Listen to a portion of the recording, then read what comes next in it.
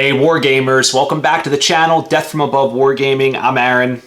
And I'm Kevin. We are back here again with another great HyperPulse uplink, your quick fix for some DFA BattleTech excitement.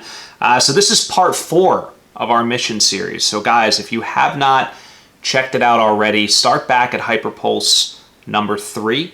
That is where we begin this epic journey of introducing you to 4 new great missions that have come from some brilliant minds here at Death from Above Wargaming. So this is mission number 4. This one was codenamed Pizza Slice, but is now with the production title of Area Denial.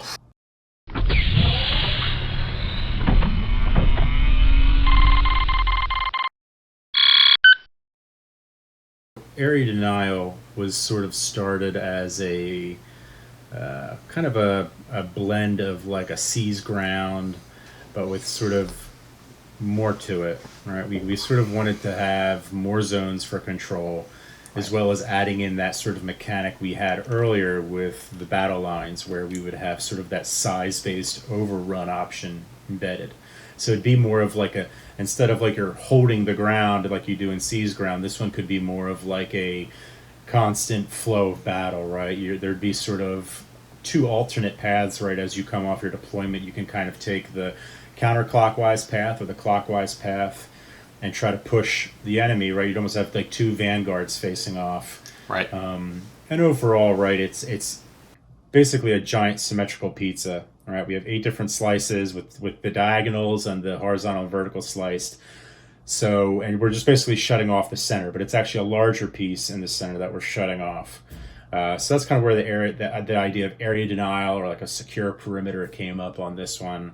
But I think it's unique enough from seize ground because we're adding in more zones to control and sort of that overrun option, right? Where size wins the day, right? Whenever you're contesting any of these slices, the greater number in size, will win that objective. So if you have 2 assaults, we're using the size mechanic that's used in Alpha Strike, and you'd use it again if you're in classic BattleTech. You would just translate, your lights to 1, your mediums to 2, and so on and so forth to determine, right, whoever has that size majority is going to win that contest. And it adds that sort of, rather than there sort of being a stalemate on the zone, if you don't have the size advantage, you're going to get pushed off and you're going to have to retreat, tactically retreat, or bring some support. And I think it just adds a cool dynamic because there's going to be a lot of movement going on, a lot of jumping around, or adding support. You might be pulling units out of one zone to go support another as sort of the attacks are coming, ebbing and flowing. So I think, there's a lot of cool fluid motion in this one, fluid dynamics. That sounds technical. Yeah, I mean, I agree with you. This one to me, there's a couple things. So you mentioned the no man's land in the middle. It's a 12-inch radius now, so that's 24-inch circle in the middle, right? That it's just non-contestable. It's just dead space. However, you can still move through it, right? So you can cut across the center of the pizza pie there and get, in the middle of the opponent's backfield, but it's going to take a while to traverse that distance. So it sort of speaks to me like a game of Risk, right? Where you typically have all your armies on the borderlands and most of your backfield, right? The things in the middle in between your battle lines are sort of less defended. And this one would be similar to that, I think, is how this will typically play out. What I like about it, though, is the way scoring works. So it's if you control the greatest number of slices, you get the objective point for the turn. It's not 1 per slice, right? So you can control 3 and your opponent can only control, 2, and the rest can be uncontested. The guy with 3 wins. So that's kind of an interesting mechanic as well. So rather than, spreading your forces too thin, you do need to kind of focus on just keeping 1 up on your opponent. But conversely, if you find your opponents, clustering in, 3, you can cut your hovercraft across and try to, just spread out your numbers a little bit to get your numbers up. So it's a very interesting, I think there's a lot of dimension to this. And again, Seize Ground's a great mission, but it's sort of an intro, it's sort of an entry-level mission, if you will. You've just got the 4 quadrants. This one, so much more going on. I think it's a really neat concept. The other thing about this one, Kevin, is where you deploy. So the home edges remain the same. However, everybody deploys in a little 6-inch L in the top right of their deployment zone. So you can come in, you move on from the board basically from your right-hand corner. Yeah, it just adds sort of a new dynamic to deployment to, again, make this a little bit more unique, something that separates it from the others. Yeah. And, you know, there were two things when we were designing this that we really wanted to hit on. So the first one was we didn't want any objectives. We wanted it to be sort of what we called land-based objectives, right? So some sort of area that needed to be controlled. And the other one was really an alternate deployment. So, you know, those things can get a little sketchy. You know, we've talked about, of course, all sorts of all sorts of missions, and you know, there's some neat ones you can do, right? Where, you know, the defender might deploy in the middle and the attacker deploys around him, and it's sort of a breakout type mission.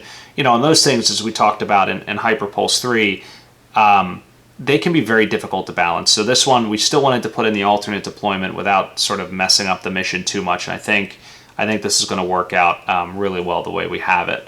So, all right. Well, what do you got? Anything else? I think that's all I got to say about this one. No, this is good. Finally wrapping up the first four missions of our first mission pack alpha. Yeah, mission pack. I love it. And now we're up to 10 missions, right? So guys, you'll soon see on the heels of this, we are working very diligently on our Alpha Strike campaign rules, so we're just fine-tuning that. You know, before we release it, I think we might actually play through a campaign here ourselves just to make sure everything feels right. But you'll see these new missions appearing, obviously, in that packet, and then we'll update the classic campaign packet as well, so that all of these missions will be slotted in and associated with different tracks. Very exciting stuff. Yeah. I imagine we'll probably do an HPU just for the campaign system once we have that, so we can discuss it and talk about it. Yeah, so some of it, you know, I think generally very familiar. A lot of it was reusable, but needless to say, you know, the way you would repair mechs or think about, you know, how to repair units and the costs and salvage, all very different. You know, the pilots and sort of that a little bit different. So yeah, it's a good point. Yeah, we'll do it. That might be the next one. We'll see. But that said, guys, that wraps up this exciting mission HPU series. I hope you enjoyed it. I hope you're excited. I know I am. I know Kevin is. So don't forget to subscribe if you haven't. Give us a like, leave us a comment. Check out our website too. We have a lot of our house rules posted at dfawargaming.com. BattleTech.com, of course, excellent resource for figuring out how good or how bad those battle mechs will be in these missions. And other than that, guys, thank you so much for watching. Have a great night. Always more great stuff coming from Death from Above Wargaming.